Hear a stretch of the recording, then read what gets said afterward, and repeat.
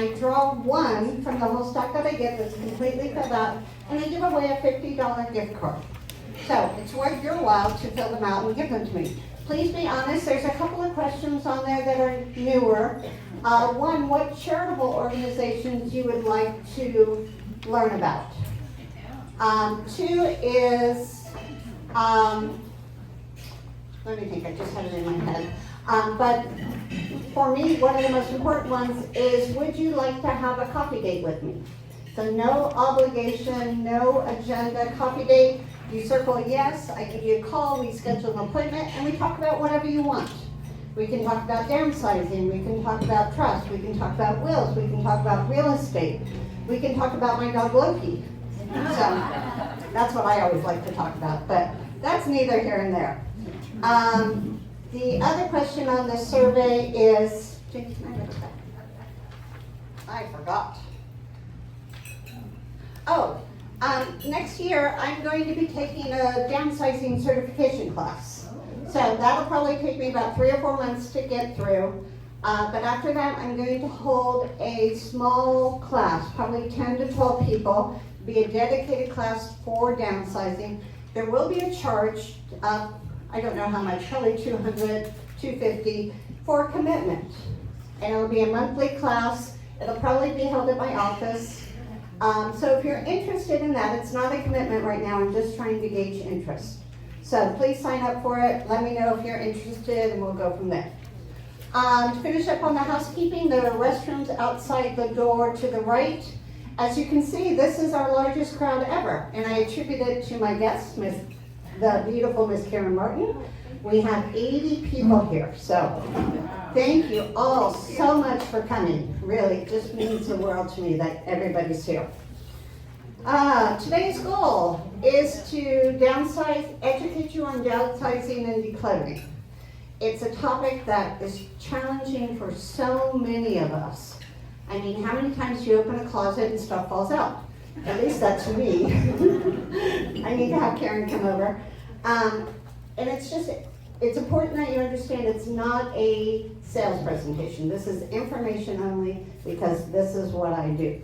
I'm going to introduce Karen at the end of my comments here. She'll tell you a little bit about herself, and then we'll get started with the presentation.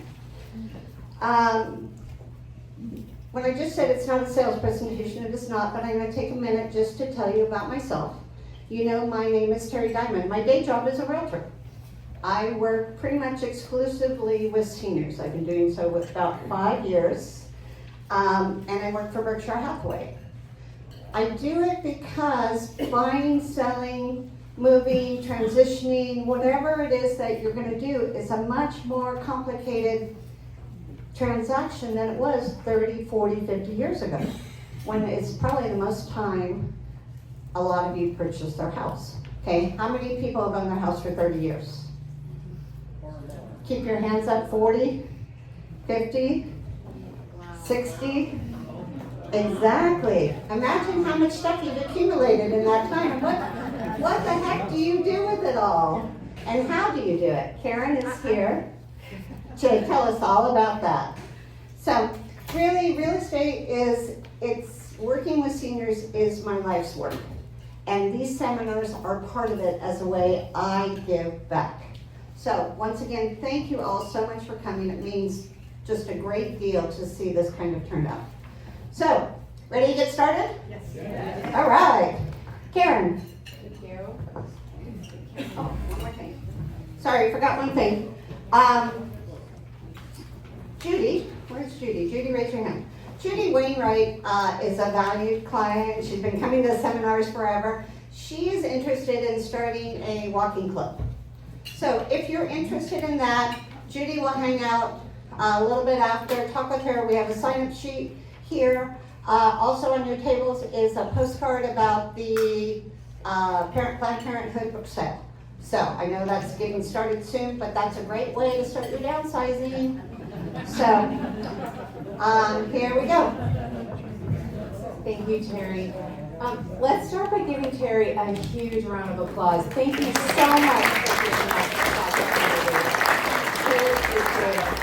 And also, I'd like to give a shout out to Mulligan's, because they give us this beautiful space and we are able to enjoy our groups and classes and luncheons, and it's such a blast. So thank you to Terry for providing this opportunity with Mulligan's.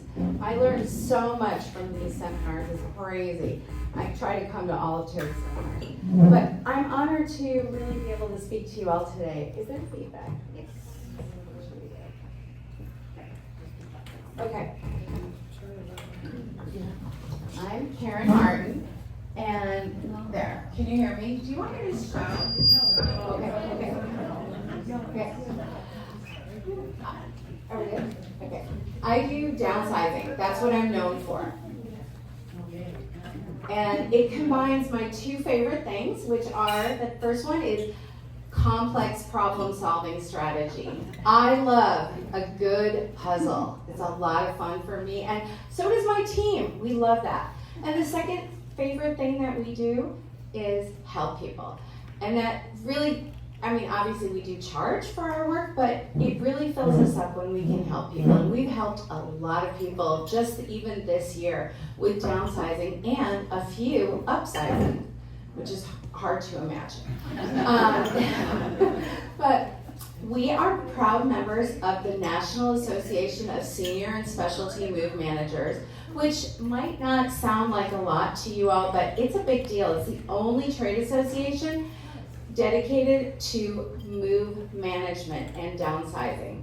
And as such, they have provided us this fantastic code of ethics, and I do have a copy for all of you on this table right here. And I'd love to share that with you if you would like to see our code of ethics, which is really our beacon for when things get a little nuanced and murky. This makes clarity happen for all of us. And it's great because then you can trust us knowing that we follow this code of ethics and it's in our client's best interest. But we are really excited because, I don't know if Terry knows this, but we just got awarded the highest honor of service by the National Association of Senior Move Managers, and I'm just going to call it NASM now. It's the highest honor in our industry, and we are the only company on the Central Coast with this distinction of the A+ rating. Thank you. It was really a lot of work to get that. But it really means that we uphold the highest standard of ethics and service and care. And it means that you can trust us with your big transition.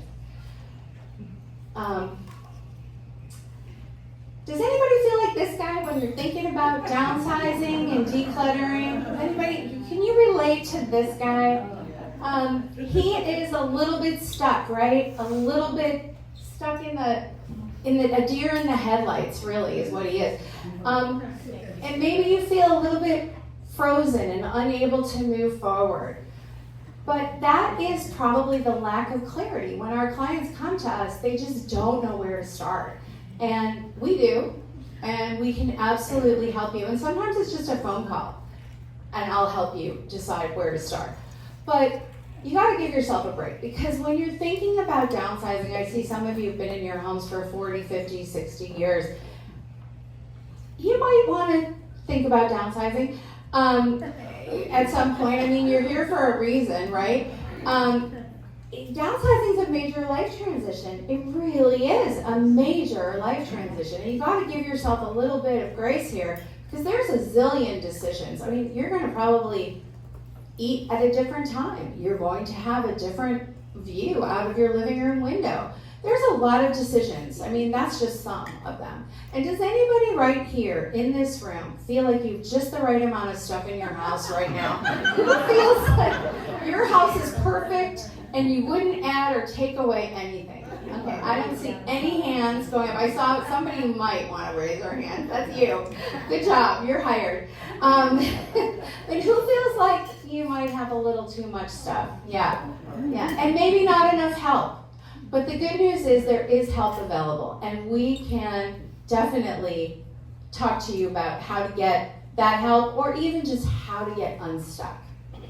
Now, Terry asked me to come here today to talk about all of the things that we offer, And I could touch on every single one of these and talk about them all day long. Estate clearing, moving during divorce, home inventories. But I'm going to stick with downsizing and decluttering today. And hopefully at the end we're going to have some time for questions. But we're also going to we're going to have a little game in a little while to talk about sentimental attachments. And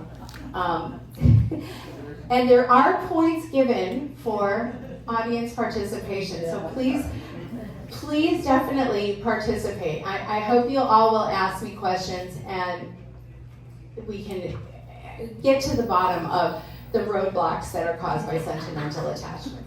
So does anybody have a storage locker right now that you would like to close out? Lockers, okay. You can see me afterwards, but seriously, this is kind of a funny slide, but it also is a really true slide. And our kids do not want to be processing our delayed decisions. So storage lockers look just like this that we deal with, every last one of them. There's almost always a tire in there, and not kidding, why would you put that in storage? There's almost always a defunct refrigerator from 1974 in avocado, and the regular stuff that goes in storage. We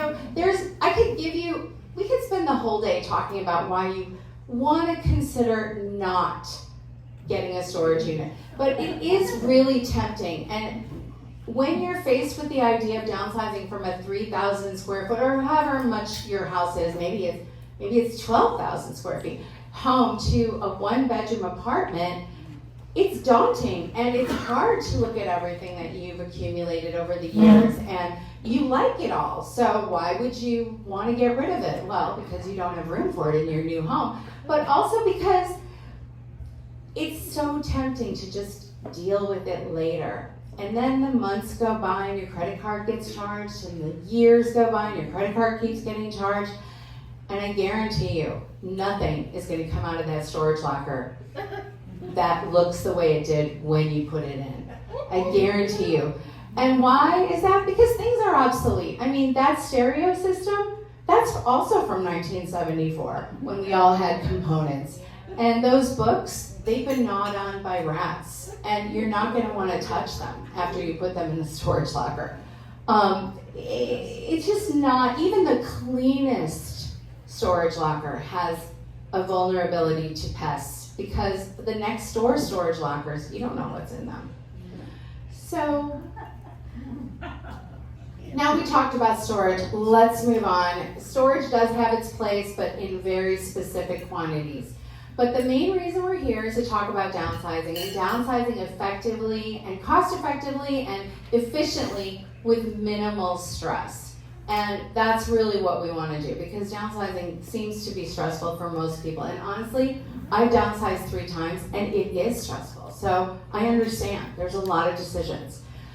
But now I know how to do it and it's not stressful. So, but many people come to me because they just can't imagine downsizing to a 1-bedroom or a 2-bedroom home from maybe at Maravilla or another senior community, and they just can't even imagine how to do it or where to go, how to go about it, they can't see it, they can't visualize it.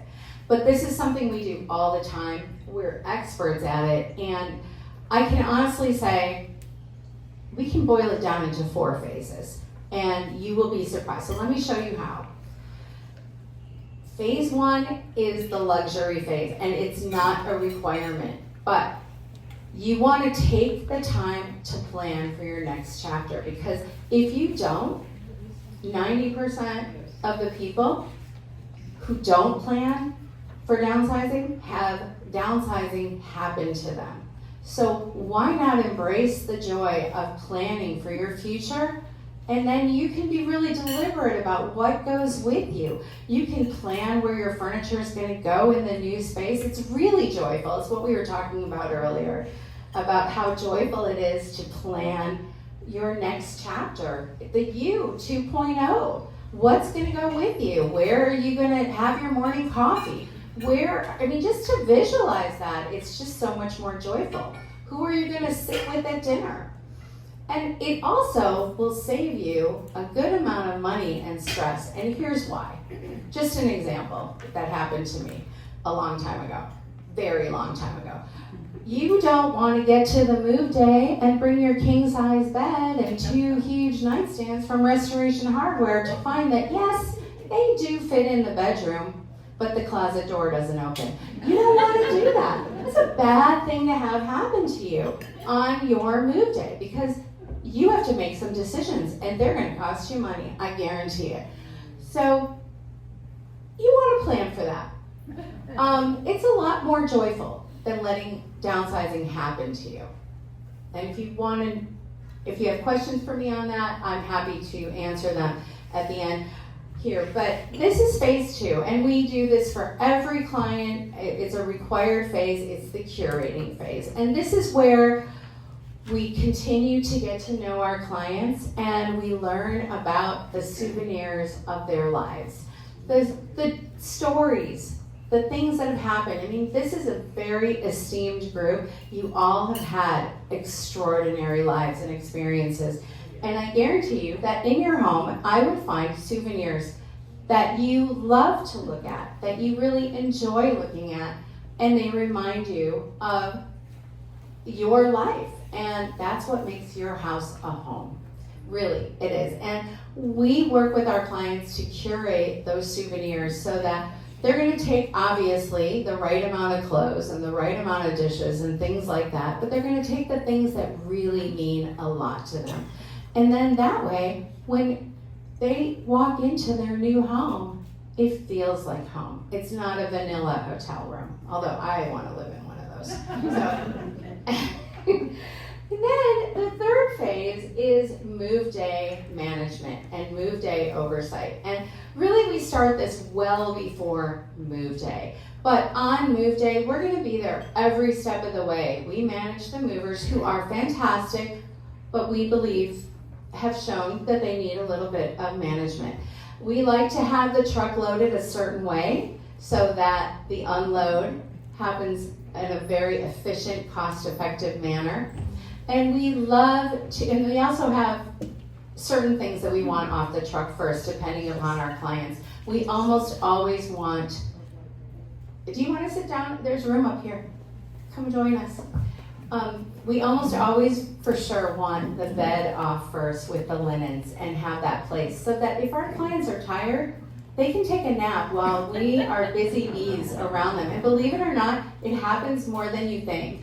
Because it's a little bit tiring. It's a long day. But we work with... I have a question. Can I ask a question? Sure. How easily is it to manage movers in terms of telling them what to do and how to do it? Aren't they the kind of guys that say, stand back and let it go? We work with those movers one time, usually. But we have movers in town that we work with on a regular basis. And they know how we successfully want that truck loaded. They know, and they're good about that. But you're right. There are some movers that are that way, but those are the ones we work with only once. So, and if you have questions about needing a referral for a mover, let me know. I know the most wonderful people in town, and Terry knows them too, that can help, right? Yes. But we want to make sure everything is unloaded in the most efficient way. So that matters in terms of how it is loaded. Because we want to get to work right away during the move day on unpacking and settling our clients in.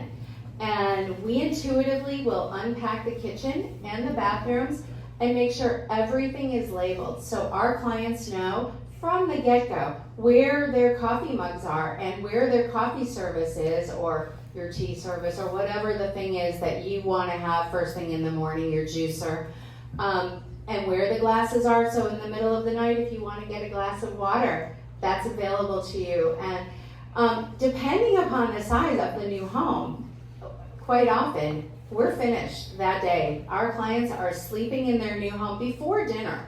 They are, it looks like their house, they've lived there for years.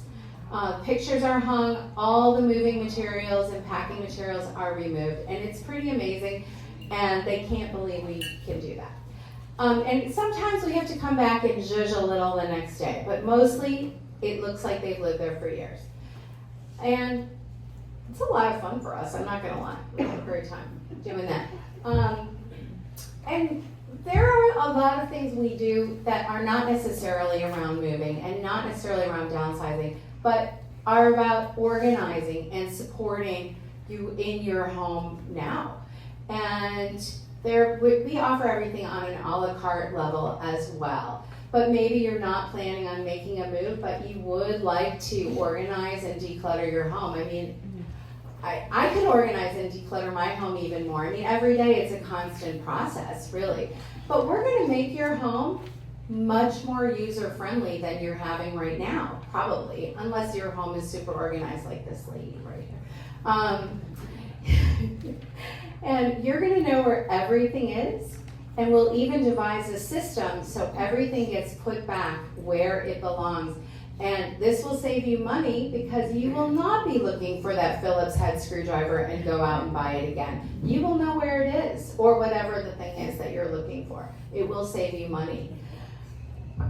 And we also do estate clearing. So whether it's because a loved one has passed away and our clients find themselves clearing the estate for sale, it happens quite often for our clients, or maybe it's after they've moved, whatever's left over at the house, we will come and clear the property. And we're gonna make sure that items go to the heirs, and we can ship items to the heirs.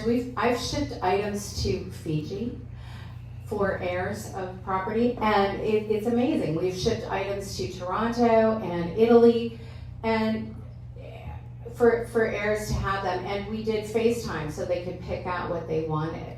And we make sure we're really deliberate so everybody gets the things that mean a lot to them. We could also do an estate sale, send some items to consignment. We have a couple of liquidators that will come and do buyouts. And then of course, there's the donation pickup. And don't worry, we have eagle eyes. We're not gonna let anything fall through the cracks. We're always looking for identification papers, and these are tax documents, or birth certificates, or death certificates, things like that. That's important, that doesn't fall into the wrong hands. We're always looking for family heirlooms and family photos. Those are all set aside for our clients. But the most important thing, or at least the things our clients are the happiest about, is when they get the call the minute after we find the valuables and money, and I will set that aside, but I could write an entire blog or do an entire seminar about strange places I found money. You can ask me if you want, but I mean, it's just strange. I'm actually keeping it to myself so that when I write the book, you all read it. But there's a lot of good stories, I'm telling you. We also do inventories. And during the earlier part of this year when there was the fires in LA, I'm sure you all remember that, we got a lot of calls. People know, we know it could happen here tomorrow. We know, we've all been through it. And people wanted us to come and do a home inventory for insurance purposes. And the insurance agents love that. But we also do fine art inventory, jewelry inventory, wine collections. There might be, a tip in it for us, but just joking. But we also get called by fiduciaries and estate attorneys who receive court-ordered probate for the clients who passed away without a trust. And that's another seminar, right, Terry? But we do the probate home inventory. And now, I would really like to talk to you about probably the biggest roadblock that I have seen for my clients is sentimental attachments to getting things done, getting things organized and downsized. When people think of sentimental attachments from a 30,000 foot view, you think of happy memories. Like, here's a picture of our family at the beach when the kids still had their baby teeth and they were all cute. And here, that's a happy memory. I mean, we all have those pictures of our kids with their baby teeth. They're super cute. But when we talk to our clients, we find that many of their memories or sentimental attachments or roadblocks are places they don't want to go. And they can be an item that just triggers them. And I'm not going to say that this works all the time, but the only thing that I have found that works even some of the time is to have a conversation about that piece that is the roadblock. Because many times they've never even talked about it. And I'm going to tell you, your memory is always going to be here for you. And that item that triggers whatever memory that maybe it's penance or guilt or something, or sadness, that memory is always going to be there. But maybe the item doesn't have to jump out at you when you open the cabinet and take you to that place. And maybe it does, I don't know. But when we talk to our clients about it, we talk about it, and a lot of times they're ready to let it go then when they've discussed it. And maybe they've never even verbalized what it is that's sentimental about that item. But that being said, I have this game on the table, and I hope you all will get to know your neighbors. And there's a scenario in front of the vases on the table. And honestly, they don't necessarily go with the vases. I just brought some vases from home, and then Mulligan's kindly placed vases on the table as well. And I hope you'll all talk about the scenario that I put on the table and how you would handle that sentimental attachment and how you process it. And I'm gonna give you, can you guys be on board with me, please? I'm gonna give you 5 minutes to all talk about it, and then I'll clink the glass, and then one person from the table can stand up and tell us how you handled it, okay?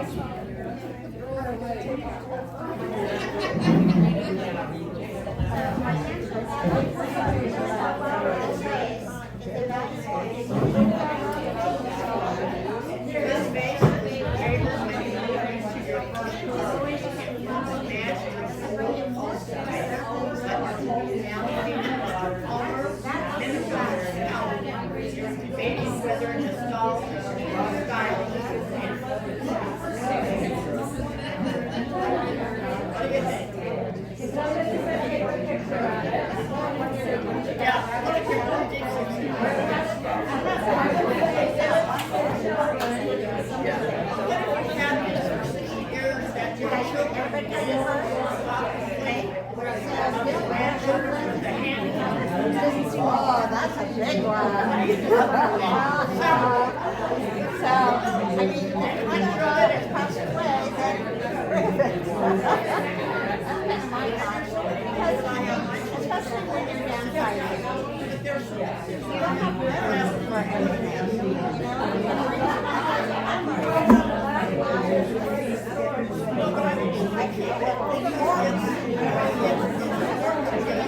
Talk about other things that may work for you.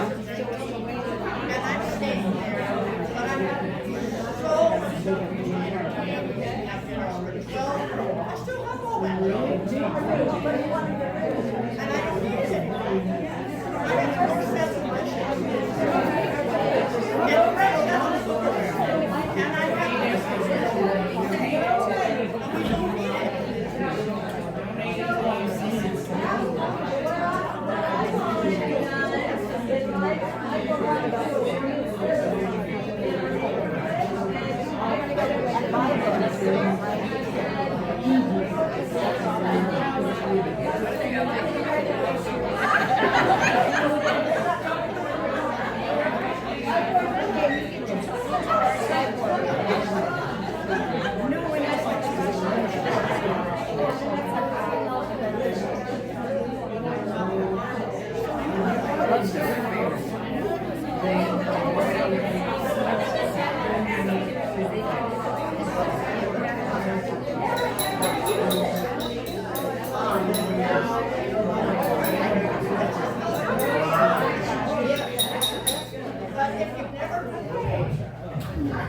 Are we ready?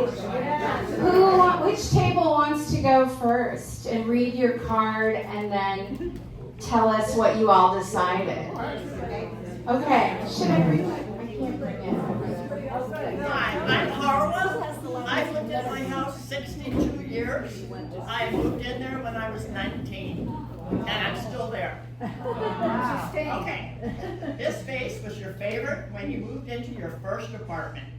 It once matched your bold, colorful taste, but your home now features a calmer, minimalist palette. You're debating whether nostalgia or style should win. We decided to take a picture of it and deep six it. Good job. As well, now that we have technology and we can take pictures of things, we'll still have that memory, but we don't need the item. But I used to entertain like, family members of 12. I have 4 sets of dishes, 3 sets of silverware, Christmas dishes, and I don't need it. But I don't know what to do with it. Take a picture. I think I need these people.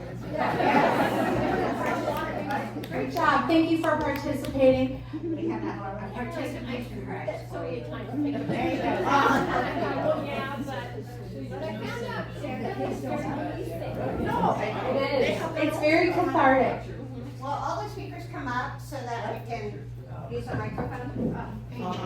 Oh, I have 3 fake Christmas trees in the garage. And I have a ton of Christmas decorations.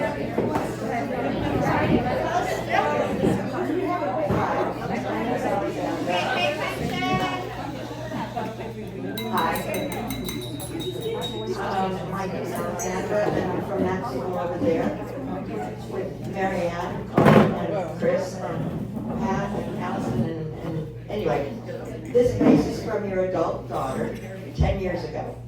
She picked it up one day from Target.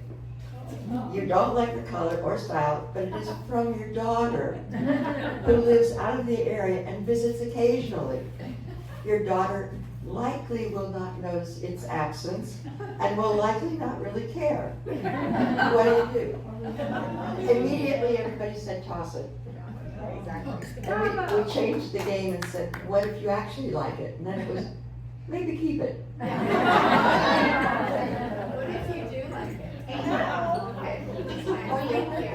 Okay. Coming up. My name is Michelle, and yeah, I've lived in my house. I grew up in that house. And, No, we're neighbors. yes, we're neighbors. I know Harlan from way back. And yeah, I've lived there for a long, long time. So our scenario is practical but unused. This vase was a wedding gift from a coworker 20 years ago. It has sat in the back of a cupboard ever since. You've never used it because it's too tall for your shelves and feels a bit awkward to display. So at our table, we decided that, if you're not using it, chuck it. But my story is that we're working on downsizing, and we had to buy a new step stool so we could get up to the top shelves and get rid of all those coffee mugs we don't use and all those extra wine glasses that we don't use. And so that's our story.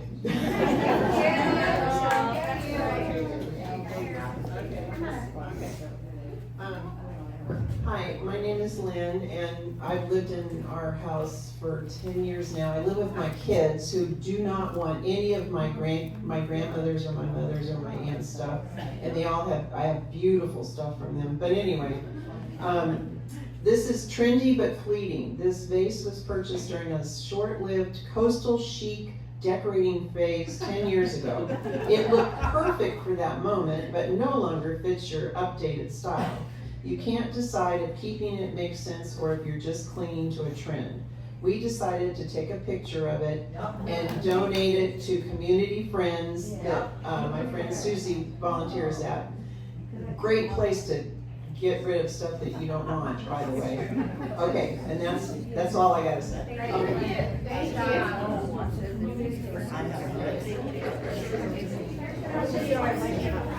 This vase has had a lot of lives.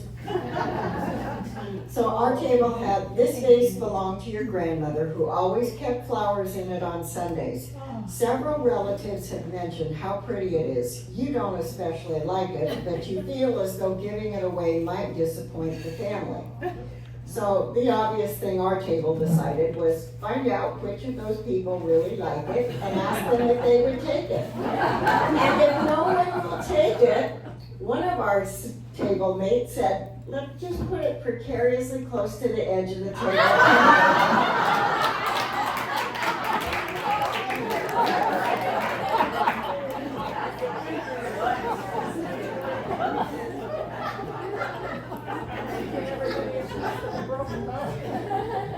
My table asked me to speak for them. I don't know why, because I'm the only one that talked. We needed at least another half hour to cover everything on here.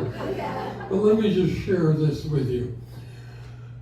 My wife and I were married for 37 years. 63 years, excuse me. We had 6 grandchildren, 3 boys, 3 girls. When my wife passed away a little over a year ago, the first thing that we did was to ask the grandchildren if there was anything that they were interested in. Fortunately, they said yes. And I ask you to consider the first thing you do when you start downsizing is involve your family. Your sons, your daughters, and your grandchildren. Because what's sentimental to you may not be sentimental to them, but of value because it's something that they're interested in. One granddaughter loves clothes. She took a lot of my wife's clothes. 2 other granddaughters are more into jewelry. They found lots of earrings and rings and things that they liked. The boys look more at pictures because they remember Grandma from pictures. And we have hundreds of pictures from 40 years of travel. Here, here. And they took a number of those. And as I said to our presenter earlier today, because I've been in other meetings with her, what am I going to do with all the pictures? I hope in time that I can donate them or give them away because they're lovely. They're very large paintings. I'm going to keep one thing only. 15, 20 years ago, during the big Beanie Baby surge, my wife bought Beanie Babies, 2 attached together, that says, I love you. That will be mine. Everything else goes, but I encourage you again, involve family first. Don't be afraid as you get closer to the end to give things away, donate. Somebody else may find that they will enjoy what you enjoyed for 40, 50, or 60 years.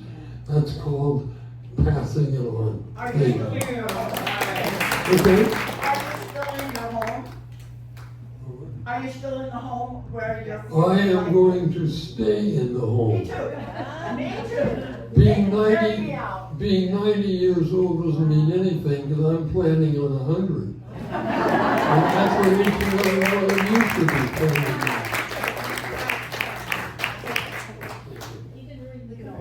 We didn't talk about my mother's face. That actually is my mother's face.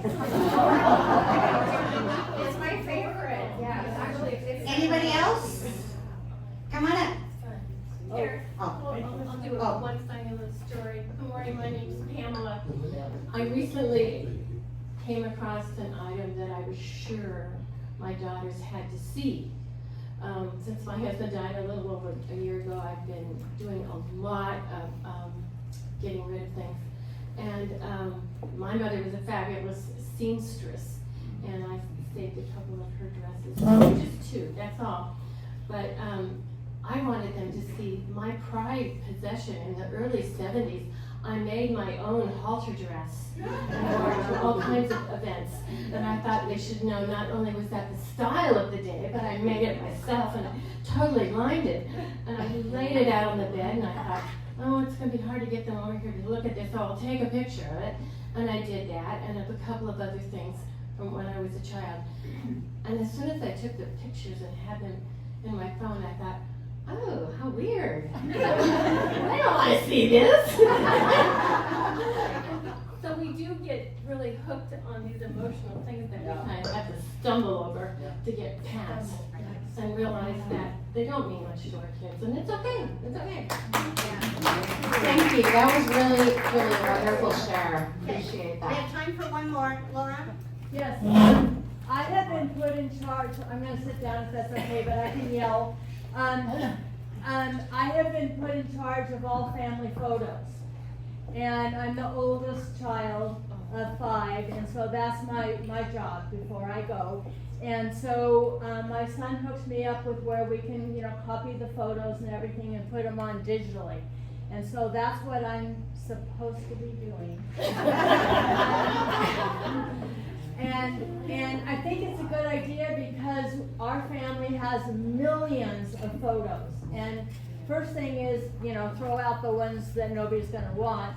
But now I have set up in my laundry room where I can, on a computer, digitize all of them. And that's a great thing to do with your photos, digitize them. And then you can get those little frames. So we have ours on our TV, especially for family events where it just plays photos over and over. Okay, one last thing and then we're gonna move on. I just want to put a plug in for fellow genealogists. Don't throw away things that might be of interest to other people, not in your immediate family, but your remote family. If you need help, the Santa Barbara County Genealogy Society on Castillo Street has people there Tuesdays, Thursdays, and Sundays to help you sort through them. Great idea. All right, thank you. Give yourselves a hand. You all did a great job. Okay, back to the slides here with a beautiful picture of Miss Karen here. So there you go. Thank you. That was great. I love all the sharing. Thank you so much. And there's really great ideas. And as we can see from all of that, we don't have to hold the physical item all the time. We can let things go. And really trust me when I tell you this, you're not going to miss it. Okay? You're just not. And if you do find that you will, you probably can replace it at the community friend. I'm a member at Community Friend of that is formerly the Assistance League, or God forbid Amazon, and it'll be there pretty quick. So why would you use a professional organizer? Why? Well, you can ask Bert. This is Bert. He's available. He's at Maravia. He's a client of mine, and I just adore him. It helps to have the clarity and the guidance. It really does. And it might make it easier and certainly a lot more fun. Why would you work with us? Because, come on, we're the best. Come on. We provide the clarity that our clients need. We see the big picture and we know what needs to get done. We really do. And it helps to have this personalized approach. There's just no one-size-fits-all solution. So we start with a blank slate for everyone. We figure out what's needed, and we know what needs to get done in the right order. Now, I mentioned NASM to you all before, earlier on. One of the other great things about NASM is it's a national, actually international organization. And the chances are, if you're moving someplace, there's a NASM professional there. And I had a NASM move manager call me in January and tell me about Jocelyn, and I changed her name for confidentiality, but who we moved to the Gables in Ojai. She moved from St. Augustine, Florida, so she could be closer to her daughter. And by the end of the move day, we were done. It was fantastic. Her place looked great. She was really happy. And I said, Jocelyn, do you want to be in a little video? And I don't know if this is going to work, so we're going to try. Bear with me. But I have a video, and she just said, let me get my lipstick. And then she sat down. So let's see. I hope this works.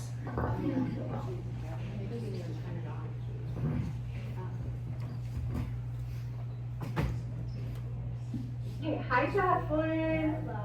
What do you think of your new house? I think it's beautiful because of you putting furniture. It is so magnificently set up. Flowers put in position, like beautiful flowers that I love, and everything's just perfect. Thank you so much. Well, thank you for telling us that. We really appreciate the good feedback. Did you notice that we put labels on all the drawers and cabinets, and now you'll be able to find everything, right? Absolutely, that's a must. Oh. And would you recommend us to all of your friends? It's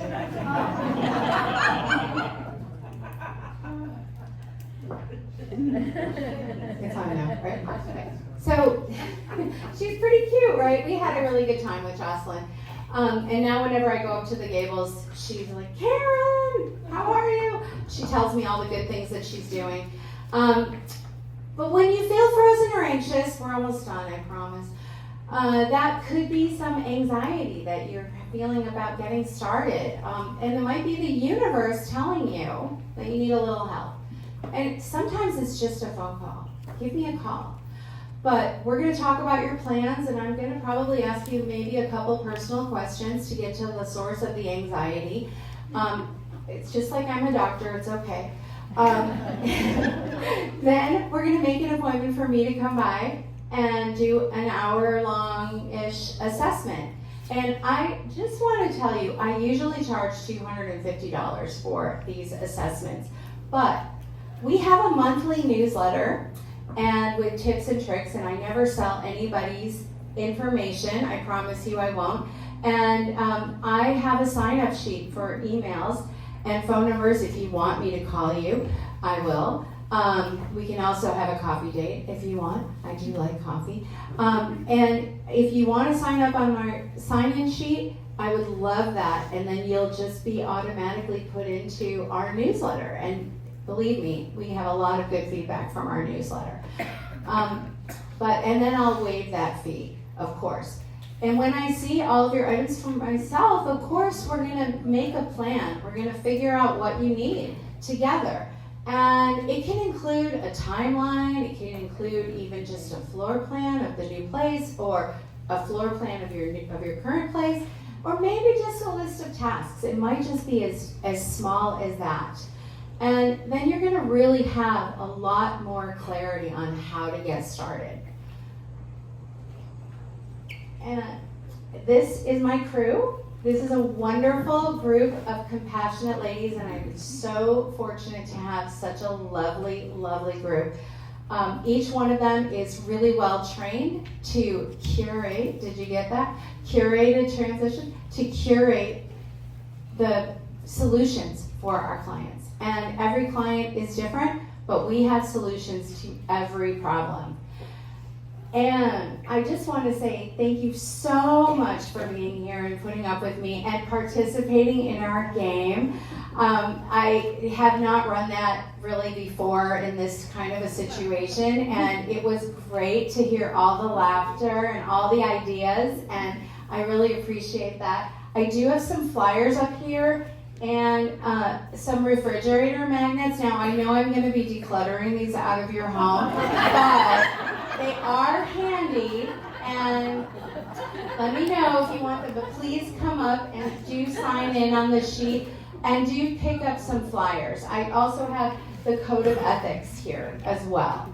Thank you so much. Can I ask just a quick question? Yeah, we're gonna do questions with and the small things. handyman and my garage, It's I full cannot of tell you tools. how many tools. Tools! Do you declutter garages as well as homes? Absolutely. Yes. I'm doing a garage next week. Oh, If it's not too hot.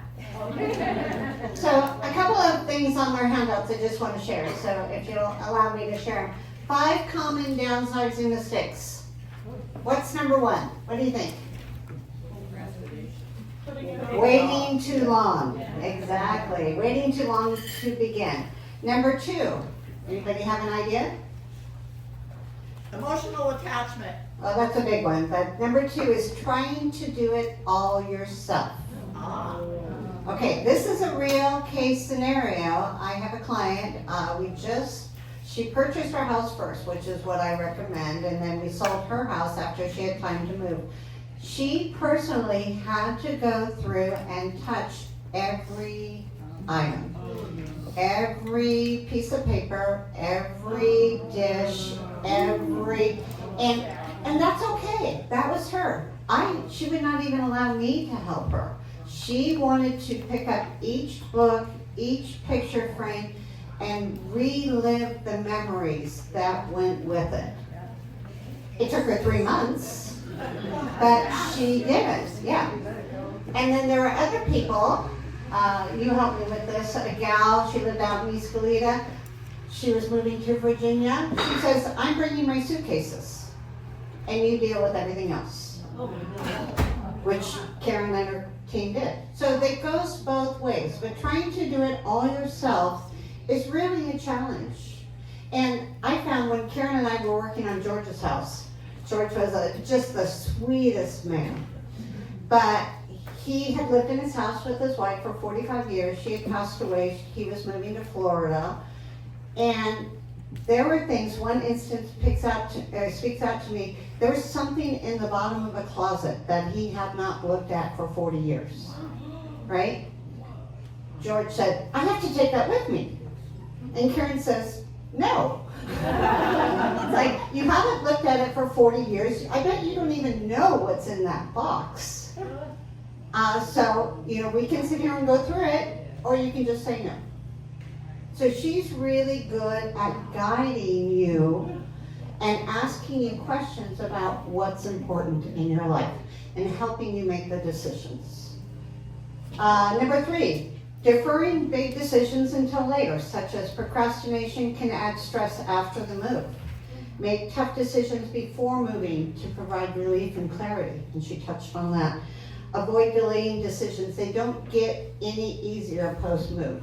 So, all the stuff you have to take with you, or you think you have to take with you, you take with you, and then what are you going to do with it because it doesn't fit? You're going to visit it from the hall. You're going to sleep in the hall and visit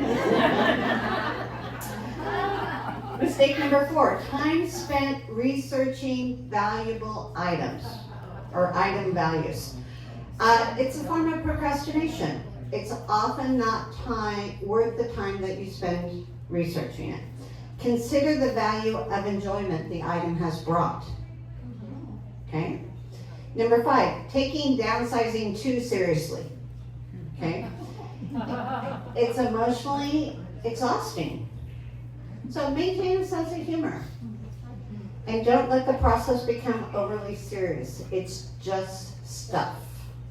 It really is all just stuff. Of course, there are things that you have to take with you. Stuff that can't be replaced, that have so much sentimental value to you. You want to take those things. But the statuette of Princess Diana from whatever year, yeah, you don't need to take that with you, unless you knew her personally. Some 10 tips to downsize and de-stress your move. Start early, happy ending, get generous. Now is the time to make arrangements to gift things. Save your memories, take pictures, video things, or digitize them. New looks for books, okay? Everybody has a postcard on their table for the Planned Parenthood sale, really a great thing. Use it up, don't move it out. Stop going to Costco before you move. Recycle the toxins. I think on the 13th, this Saturday, City of Santa Barbara is holding a hazardous waste event. It's in the City College parking lot from 9 to 1. Okay, it's a great thing to do. Then you don't have to go all the way out to UCSB. Hazardous waste. Yeah, but it's only for City of Santa Barbara residents. It's only for City of Santa Barbara residents. Thank you. Take advantage of it because it is something that we we spend a lot of money recycling. Saturday from 9 to 1. City This- College, down by the stadium. Right. City College, there always is a line. Don't let the line scare you away. It goes really quick. Don't lose touch. Create a list of people, places, and utility services that need to be notified of your upcoming changes. Space plan ahead. Karen is an expert at this in taking wherever you're moving to and drawing a floor plan of what's gonna fit and what's not. You don't need those 4 set of dishes plus the Christmas dishes. I know. Okay? Take a picture. Take a picture. Pack a survival bag. Put together a survival bag for move day. It might include personal needs, chargers, checkbooks. Though nobody here is writing checks anymore, right? Okay, no writing checks. That's a scam seminar. Personal needs, change of clothes, toiletries, snack bars, and don't forget some cash. And ask for help. Help is really important. Okay, there's a lot of people. I got over this a while ago. It's like I have dinner parties at my house all the time, and I used to do the whole thing. But now each of my guests brings something. We get to a certain age that you need to ask for help, or you need to say no. Okay, it's really something that I had to learn. Let's see. 10 tips for successful downsizing. We'll go over this and then we'll take questions. Start early, start small. The best time to start downsizing is when? Now. Yeah, last week, but now last we'll work. Identify your favorite things. Prepare a list of items that are your top priority keepers. I always like to tell people, and Karen does this as well, when you start really getting into the meat of this, buy some colored dots. 3 colored dots, 1 to keep, 1 to trash, 1 to give away. And start putting things on them. Take a half hour out of every day and go through stuff. Put a dot on them. Evaluate carefully. So when you are looking at something, whether you keep it or not, do I love it? Does it still fit into my lifestyle? Have I used it in the past 12 months? If the answer is no, probably needs to go. Sort items with like items. Okay, collect magazines from throughout your home. Once you see how many magazines you have, it may make it a little easier to get rid of them. Tell the stories. Telling someone, and we touched on this earlier, telling this story about an item that you love and cherish, but tell it to your family, tell it to your friends. It helps you share the love with that item. Then take a picture of it and get rid of it. Plan for donations, digitize documents, recycle and toss, sort into categories, honor your commitments. Now, I know there are a lot of places that are not taking donations anymore. Okay, do you have that list that I can share? That are not taking? No, that are taking. I didn't bring it, Okay. but I can provide it. So Karen has a great list of charitable organizations that may or may not take donations because a lot of them are overfilled. First, Patsy. Patsy here? Patsy. Patsy did some research for me on where to do clothing because clothing sometimes gets thrown out or anything. She came up with H&M. H&M has a box in their store, there's a store on State Street, that will take your clothes and recycle them. Either upcycle them or resell them, they'll fix them, etc. So that's something, another alternative. And Karen will give me a list, I'll send it out with the video of other places that take charitable donations. Not a lot of people pick up stuff, but if you have a lot of stuff, contact Karen. She will try and arrange a pickup. Yes. This is not a question, but I'm one of the organizers for the Planned Parenthood book sale. If you suddenly decide you want to give the books, not this week, not this month, starting again on October 1st, because the whole book sale at the moment is at Earl Warren, where you can come and buy books, not for yourself, because you don't want to accumulate more of them unless you plan to read them and then give them back to Planned Parenthood.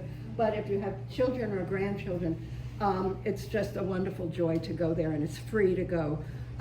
But I don't want it, I just wanted to make sure nobody thought they could bring their books over here at this point. So October 1st October 1st, back at the warehouse in Goleta. Okay. Yeah. Where is that warehouse in Goleta? Pine Street? Pine Street? It's actually on Thorwood. Well, we Okay. can get to it whenever. Yeah. Can you send me the information and I'll distribute I will it? absolutely do that. That'd be great. Okay, what other questions do we have? Laura? Not a question, but Alpha Thrift Stores where we like to donate, and they have a drive-through right behind where the old Sears car repair But is. that's only a drop off. You cannot purchase anything there. No, Okay. it's just a drop-off, So, but yeah. it's very convenient. So Alpha Thrift Store behind the old Sears store has a drop off. And they're very picky about what they. A lot of places are very picky about, some places will not take furniture unless they can actually pick it up, physically pick up the furniture. But it goes to a good cause. Yes. Okay. To the Alpha School. What other questions, comments? Yes? What do you do with an old couch frame? It's perfect and beautiful and it's a couple hundred years old. And it's an antique, but nobody wants it.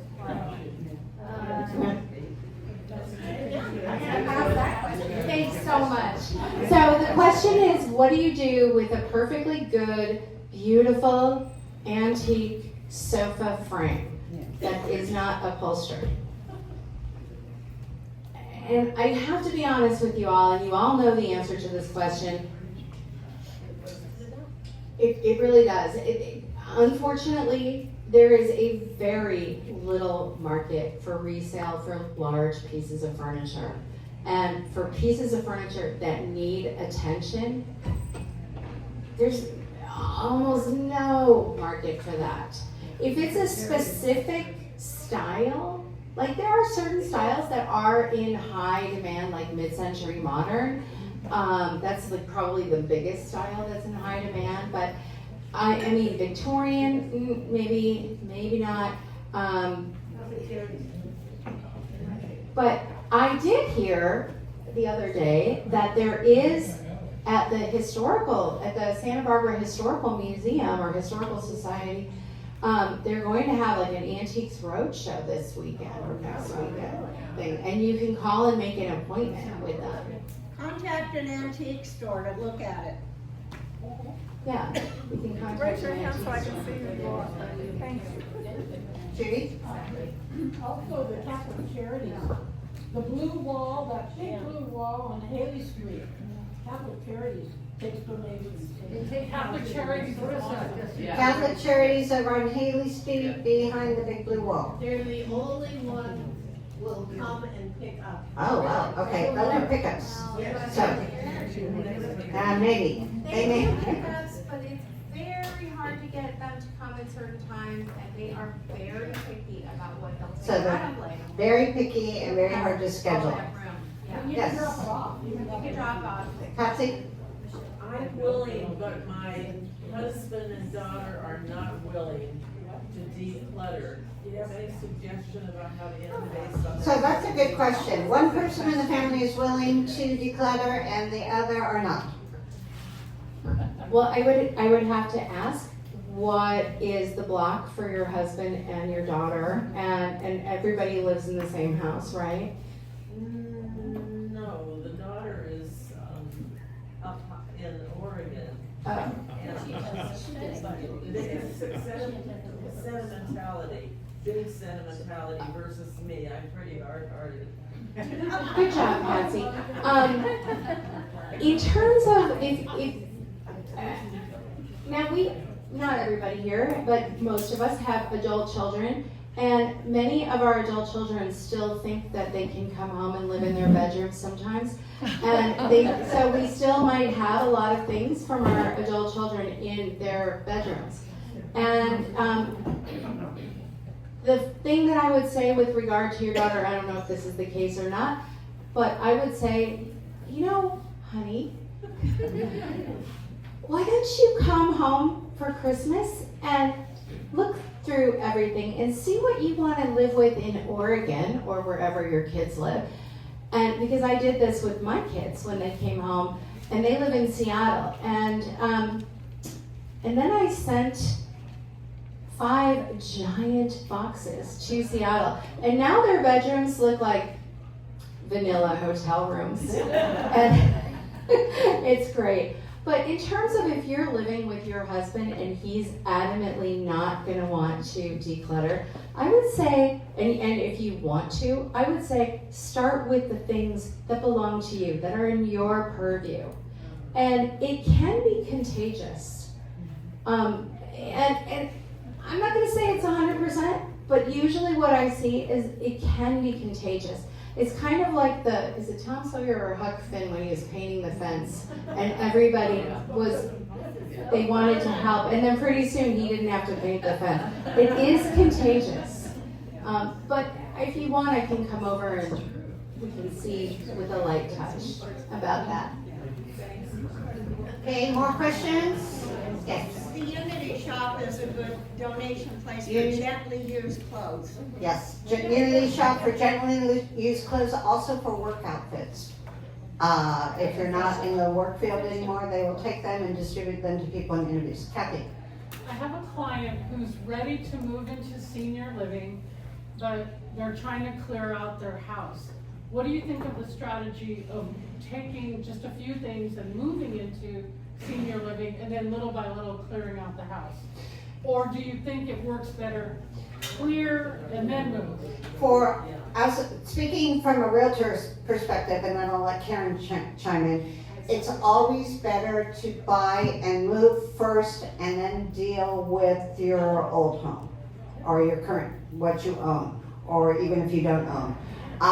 Move first and then declutter. Take the things that Karen can help with in getting them moved, and then you're going to really realize, oh, I don't need that. But trying to sell and buy at the same time is incredibly hard. Do you have anything to add? I do. I think that when you are faced with the choice of moving and you feel compelled to look backwards at what you're leaving behind, it is really a delay tactic, and it's kind of a level of procrastination. And we would strongly urge everyone to have the joyful move and look forward, and don't get bogged down in what you're leaving behind. Look forward to your new life, your new friends, your new activities, the new sunshine coming through that window that's different from the sunshine that was coming through the window of their current home. And then let someone else do it. Like, move your things. You're going to be surprised at what you don't need. Thank you. Okay, time for 1 or 2 more questions. Guadalupe Church is an old Catholic church. You said they take a truck to Mexico every once in a while. You might call them. They take a boat, so they'll take a. Do we know who you're talking about? To call Guadalupe Catholic Church and just call them and then find out where that truck goes. So there's a Catholic church in Montecito. No, on the east side. East side. Okay, I need. A big truck in Mexico, so they'll take a big box of clothes. Okay. She says Guadalupe Church on east side. Guadalupe Church, I think, is on Montecito Street. Noble Street. Noble Street, yeah. You can drop stuff off there to transport. Take a big truck. Okay. Take a truck to Mexico. Take a truck to Mexico. Did not know that. Thank you. know it either. Okay, what other questions? Okay, so for the new people, to thank everybody for coming, I give away 2 $25 gift cards for showing up, taking time out of your busy day and coming to spend time with us today. We'll do that. Make sure you fill out your surveys, hand them to me, or leave them on the table. I do a $50 gift card drawing for that. See, I bribe you to come. But I really hope you learned stuff today. And right now, yeah, up here, can you straighten this out so we don't get it? Up here are some certain handouts. There's a sign-up sheet for Karen's services if you want her consultation fee waived.